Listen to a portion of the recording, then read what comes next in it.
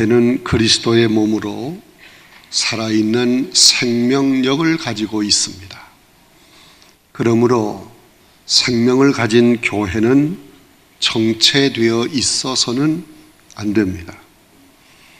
기독교의 신앙과 교회는 항상 새롭게 변모되어 가야 합니다. 이것을 신앙의 갱신이라고 말하는 것입니다. 내 신앙이나 교회가 마치 웅덩이에 고여있는 썩어져가는 물과 같이 자기 갱신이 없으면 스스로 자멸하게 되는 것입니다. 그래서 사도 바울은 에베소서 4장 22절에서 24절에서 이렇게 말씀을 합니다. 너희는 유혹의 욕심을 따라 썩어져가는 구습을 따르는 옛사람을 벗어버리고 오직 너희의 심령이 새롭게 되어 하나님을 따라 의와 진리의 거룩함으로 지으심을 받은 새 사람을 입으라고 권면하였습니다. 성도인 우리가 주 안에서 참 생명을 소유하고 있다면 예수 그리스도의 부름에 응답하여 항상 새롭게 되어가야 하는 것입니다. 교회도 마찬가지입니다. 항상 새롭게 갱신되어 가야 합니다. 예수님이 예루살렘 성전에서 보여주신 것이 바로 그것을 뜻하는 것입니다. 이제 우리는 본문 말씀을 중심으로 몇 가지를 살펴보면서 함께 은혜를 나누고자 합니다. 첫째, 예수님은 예루살렘 성전을 청결케 하셨습니다. 예수님은 갈릴리에서의 사역을 마치시고 십자가를 지시기 위해 예루살렘 성으로 입성하셨습니다.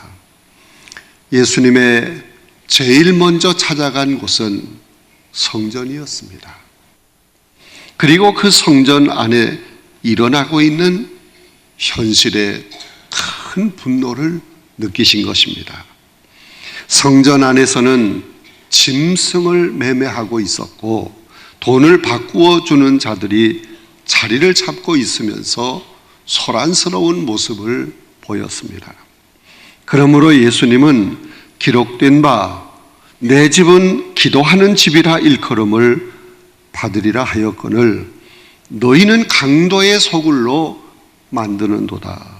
그렇게 외치시며 매매하는 자들을 쫓아내신 것입니다. 돈 바꾸는 자들의 상과 비둘기 파는 자의 의자를 둘러엎으셨습니다. 이 사건으로 인해서 대제사장들은 예수님을 더욱 미워하게 되었습니다. 마가복음 11장 18절에 보면 예수님을 죽이려고 의논까지 하고 있는 것을 볼 수 있습니다. 여기서 우리는 두 가지 물음을 가질 수 있습니다.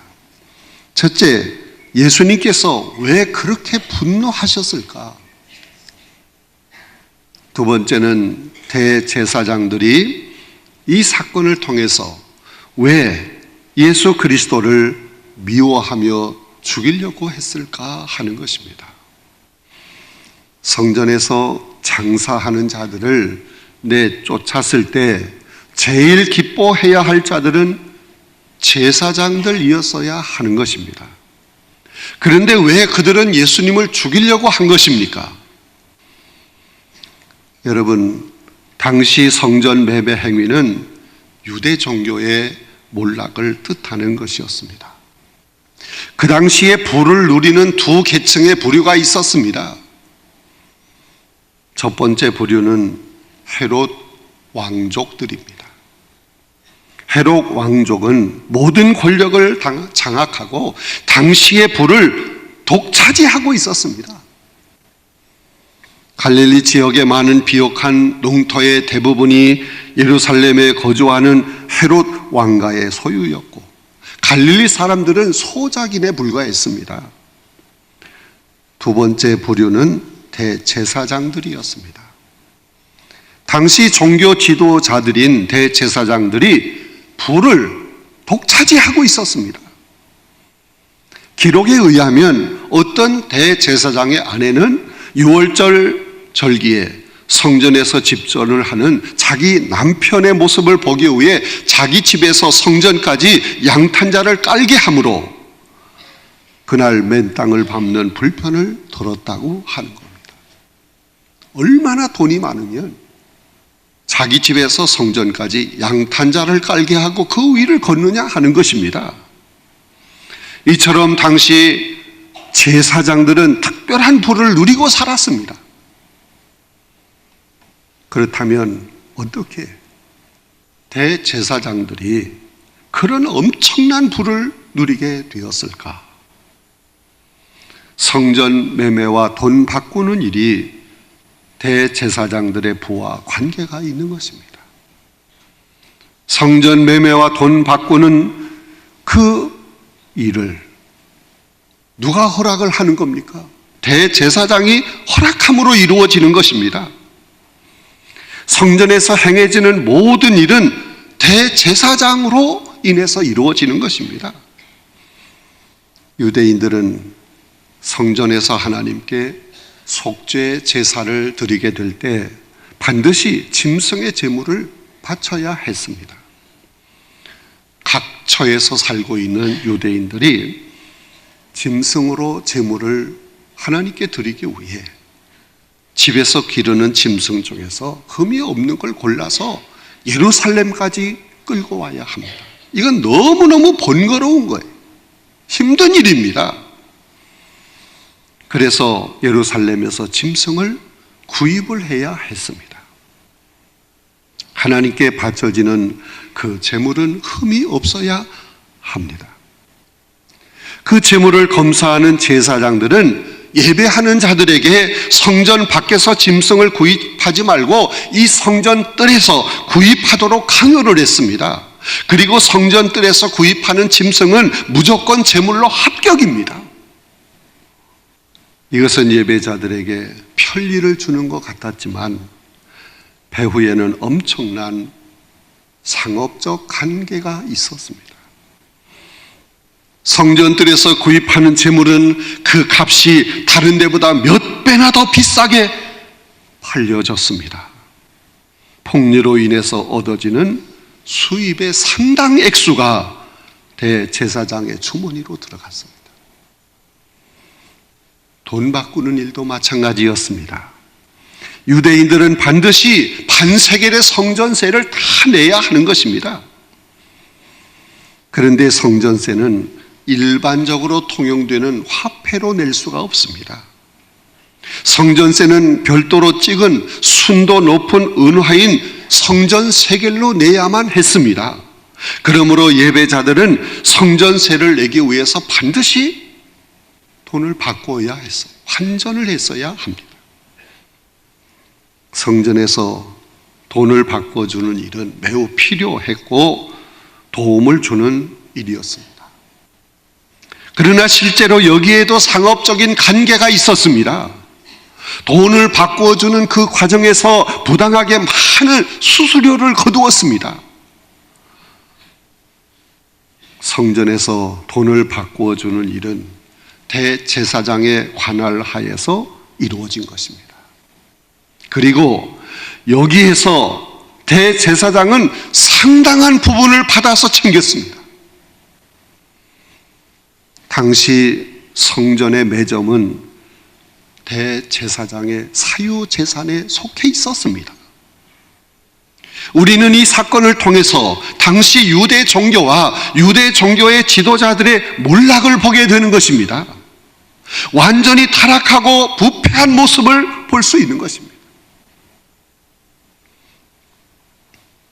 두 번째로 예수님께서 성전을 청결케 하심의 뜻이 무엇입니까?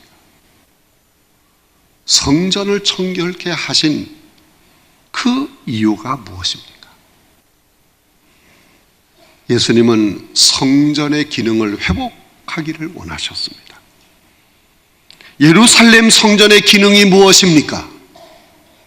첫째는 하나님께 경배하는 장소의 기능, 두 번째는 하나님과 자신의 백성과의 만남의 장소의 기능이었습니다. 그래서 예수님은 내 집은 만민이 기도하는 집이라고 말씀하셨습니다. 이스라엘 백성들은 누구든지 반드시 성전을 통해서 하나님께 나아가 경배를 드렸으며 하나님의 얼굴을 대면하였던 것입니다. 그런데 이러한 성전 기능은 완전히 상실되고 변질되었습니다. 성전이 정치적 목적에 이용당하게 된 것입니다. 헤롯 왕은 유대인의 환심을 사기 위해서 성전을 대폭 수리를 해서 황금빛으로 빛나는 대성전을 증축을 했습니다. 그 성전이 헤롯 대성전입니다. 성전의 외모는 아주 웅장하고 찬란했으나 성전 본래의 기능은 완전히 변질이 된 것입니다. 이 성전은 상업적 목적에 이용당했습니다. 그러므로 예수님은 성전이 강도의 구렬이 되었다고 비판하신 것입니다. 당시 성전이 대제사장의 욕망으로 완전히 더럽혀진 것입니다. 성전들에서는 세상적 상도덕에도 어긋나는 불법 거래가 성행이 되었습니다. 예수님은 이러한 모습을 보시고 성전의 기능을 회복시키기 위해 성전을 청결케 하신 것입니다. 성전은 하나님의 집입니다. 하나님의 백성들이 하나님을 향해서 경배하며 기도를 드리는 장소입니다. 그러므로 예수님은 성전을 청결케 하심으로 그 기능을 회복시키려고 하셨던 것입니다. 유대 종교에서 제사는 매우 의미 깊고 중요한 의식이었습니다. 짐승을 제물로 바치는 희생의 제사를 통해서 속죄의 은총을 입는 거예요. 속죄의 은총. 이 속죄의 은총을 입어야 하나님을 바로 섬길 수 있는 것입니다. 그리고 제사장은 하나님과 그 백성 사이에 중재자 역할을 해야만 했습니다. 그런데 대제사장들은 제사의식 자체에 깊은 관심이 없습니다. 백성들이 바치는 제물에 더 많은 관심을 가지고 있었습니다. 육신적인 이익을 추구하는 그 일로 인해서 제사장들의 제사의식은 점차 형식화되어 버렸습니다. 예수님은 이렇게 변질된 제사의 의미를 회복시키시기를 원했던 것입니다. 성전을 청결케 하시는 강력한 예수님의 행위가 바로 그것을 입증하고 있는 것입니다. 예수님은 인간을 죄에서 구원해 주시고 율법에서 해방시키기 위해 오셨습니다.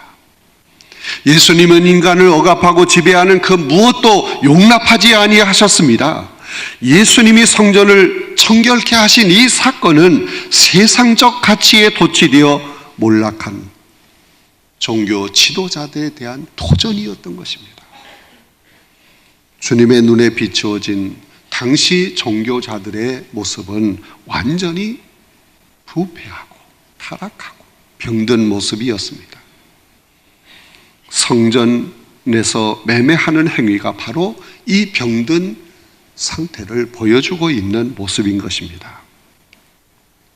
당시 종교 지도자들은 세상 권력과 타협 속에서 헤롯 왕권과 함께 공존하기를 원했습니다. 이들은 선지자로서의 기능을 상실하고 있었습니다. 어둡고 혼탁한 시대에 바른 길을 제시하는 그 사명을 망각하고 있었습니다. 예수님은 이 병든 상태를 보시고 갱신을 강요하신 것입니다. 사랑하는 성도 여러분, 예수님의 성전 청결이 오늘 우리에게도 종교의 갱신과 신앙의 갱신을 강력하게 요구하고 있다는 것을 알아야 합니다. 세 번째, 예수님의 성전 청결이 오늘의 성도와 교회에 이루어져야 합니다. 여러분, 성도인 우리는 갱신을 요구하는 주님 앞에 다 서 있는 것입니다. 교회는 그리스도의 몸으로서의 기능을 위해 갱신되어야 합니다. 성도 여러분, 지금 이 순간 예수님은 과연 우리 교회와 나를 어떻게 보실까 생각해 보아야 합니다. 예수님이 분노하셔서 상을 뒤엎고 짐승을 몰아내고 장사꾼을 쫓아내듯이 주님의 성전인 교회와 나의 모습도 그런 모습은 아닐까, 두려운 마음으로 생각해야 하는 것입니다. 여러분, 우리의 몸이 성전입니다.